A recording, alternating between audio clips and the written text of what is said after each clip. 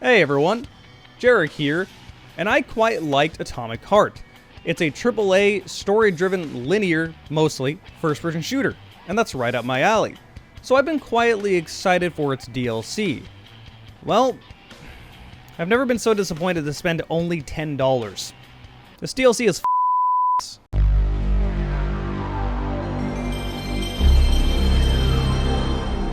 Let's start with the story.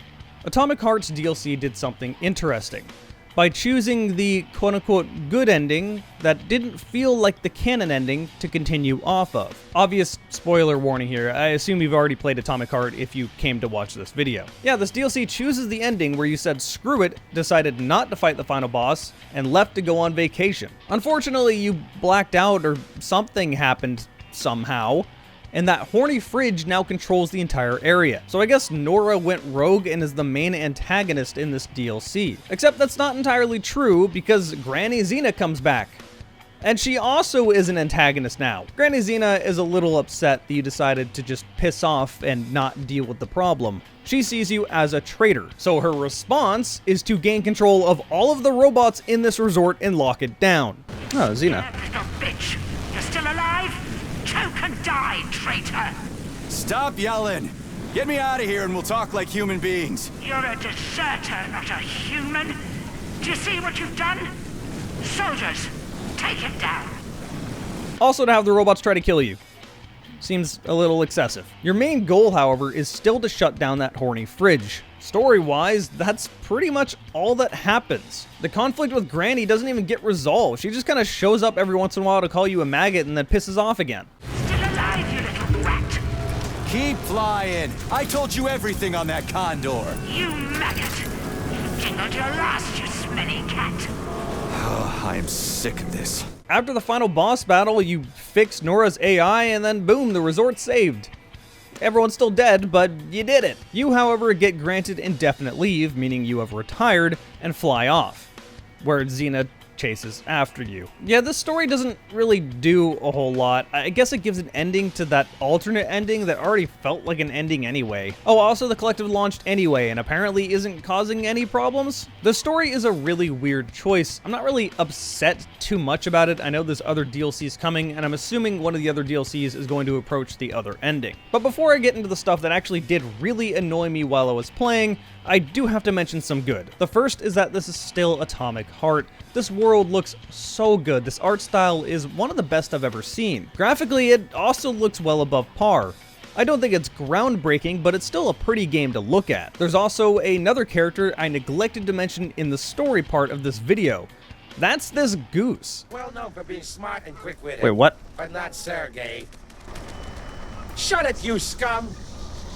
The talking goose. For that fucking glove, try and take it! P3, don't talk out loud. You lower the IQ of the whole complex. P1, P2, P3. I'm a goose and I'm coming for yous. Huge statue in there. I'm gonna get you if it's the last thing I do. You shit fucking bull bastard! Honk, you fucking shit heel! Prick! I have no idea what is going on. I thought the story was going to give me an answer as to what's happening with this goose, but no, we never got an answer to this. It's just a funny gag that constantly pops up non-stop, I guess? I won't hold a grudge. Go in peace and fuck yourself. And now we move on to the gameplay, where I struggle to list any positives. This game has a pacing problem. It starts so slow, which is an issue because it's a DLC. You figure it wants to start where it left off. But at the same time, it also kind of wants to start where it left off. Alright, so after the fairly lengthy intro segment where you can't jump or do anything, you eventually find a melee weapon. This is one of two new weapons. It's unimpressive, I'm going to be honest. There's nothing this does that's special, it's just a heavy-hitting staff with a blade. The animations look nice, I guess I'll say that much. Immediately you find a new robot enemy. This new robot enemy is relentless. If you're up close, it will obviously try to smack you. If you're at range, it will literally throw its limbs at you in a boomerang way. And it attacks constantly, so it doesn't matter if you try to get space or not. It's also fairly bullet spongy. In general, I just find it annoying to fight. Now, at this point in the game, all you have is your melee weapon, you don't have any abilities, and you have tanky enemies that are relentless. This makes this hard in tedious, obnoxious, not fulfilling ways. that's going to be a theme. Remember when I said this DLC has pacing problems? It took an hour and a half before I even found a gun. Now, this is one of the new weapons, and this is the only real positive I have to say about this DLC. It's a neat design. Its primary function fires like a chain gun using your ammo in reserve. Its split function fires a sword-like projectile using your energy, your stamina in the bottom right. That's a cool idea. I really like this design. Unfortunately, here was the first battle I got into with the new gun. Blueprints are all going to be now. Are they just going to be like random drops like I had? I hear a duck. Oh, it's not a duck at all. Oh god. Judging by the special color, that's a kid. What did they want me to do there? I walked into a door, the door immediately closed, and I had no way to get out of the room. Another trend, this game shoving way too many enemies at you in a space that's not big enough. Also, that's the other new enemy, these very fast orb robots that can human caterpillar themselves. At this point, the pacing problem goes from being too slow to never giving you any time to think. There are enemies everywhere. Any little hallway is going to have bullet spongy enemies attacking you, and any square-shaped room is definitely going to have one too many enemies trying to kill you. I'm not ashamed to admit it, I put this game on easy mode, and easy mode feels like normal mode. This game is way too hard, and in ways that aren't rewarding. I love it when a game uses its mechanics in ways that feel like it's pushing me as a player. I want a challenge like that. This doesn't feel like that. This just feels like bullshit. As I said, it's like the game wanted to continue where the main campaign left off, except you're not equipped for it at all. Shit, it took me 2 hours before I even found an upgrade station. You have an underwhelming melee weapon and a non-upgraded gun as your only forms of defense for quite a while. That new melee weapon gets thrown away anyway the moment you find one of the older ones that's better. Late in the DLC, your new slow-mo ability will be upgraded, and that in combination with the overpowered mace that you had in the base game, which is just as overpowered here, trivializes a lot of the combat. So either it's way too damn hard or way too damn easy. For most of the DLC, it's going to be way too damn hard though. Then you get to the bosses. There's two, but technically only one.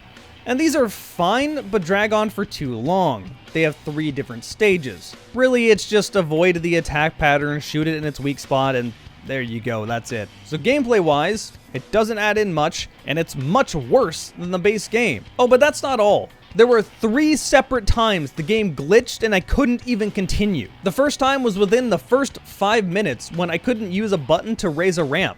It's supposed to let me to do this, but I couldn't, so I had to load back and then it magically worked. Later on in the game, you need to collect these beads. You have to collect 8 of them, and this is supposed to fix Nora. If you forget who Nora is, that's the horny fridge. When you pick up these beads, you're supposed to be able to put them inside of this tube. But this one wouldn't open for some reason. I eventually found out it was because one of the enemies had glitched into the wall and I couldn't kill it. So I had to load back and do this whole fight again. I just put it on easy mode because of this fight a moment earlier. Later on, when I'm collecting all of these beads, which wasn't really fun because there's no open world section in this game, but there might as well be. This corridor section is just a maze of hallways that you can get lost in very easily, and you need to find 8 beads in this area. Well, the nav point broke. It said something was supposed to be here, but I had already gotten the bead in that spot. I had 7 out of 8, and I just couldn't continue. The last one either wouldn't spawn, I couldn't find it, and after walking around for literally 45 minutes, I said f*** it, and I gave up. As a reminder, I really liked the base game. It's not one of my favorites of all time, but I definitely put it above average. It is what I want in a AAA first-person shooter. But even I don't like this DLC. It is horrendously flawed. It has horrible pacing, going from being way too slow to never giving you a chance to think. It's bugged and glitchy beyond all hell, and these aren't the funny type of bugs. They literally stop you from beating the game. Its difficulty is horribly balanced and feels very stacked against the player in a way that just is not fun. And of course, the story doesn't answer anything that happened at the end of Atomic Heart. That ending that was incredibly confusing that we want answers to, we're not going to get for now. Not to mention the contained story within this game doesn't really add anything. And it sort of ends in a to be continued anyways, so I assume the next DLC will be taking after this one. If you're wondering why I know what happens at the end, it's because after I stopped playing and said f*** it, I went and looked up a long play, and yeah, I didn't miss anything. The only thing I really missed was another boss battle, which was just a rehash version of the same boss battle. Literally the same thing. And they all last way too long. So yeah, this DLC leaves me a little disappointed. And also made me really annoyed when I was playing it. Thankfully, it's only $10, so I didn't waste that much money, but my god, I wouldn't recommend playing this. On the plus side, I do have YouTube members, and if you become a YouTube member on this channel, you get to see my videos at least 1 week ahead of time. And even though I was complaining most of the time, I do enjoy talking to you guys over on Twitch. If you want to go follow my Twitch, there's a link in the bottom right over there. And of course, thank all of you for listening to me complain for the last however long. I'll see you next video.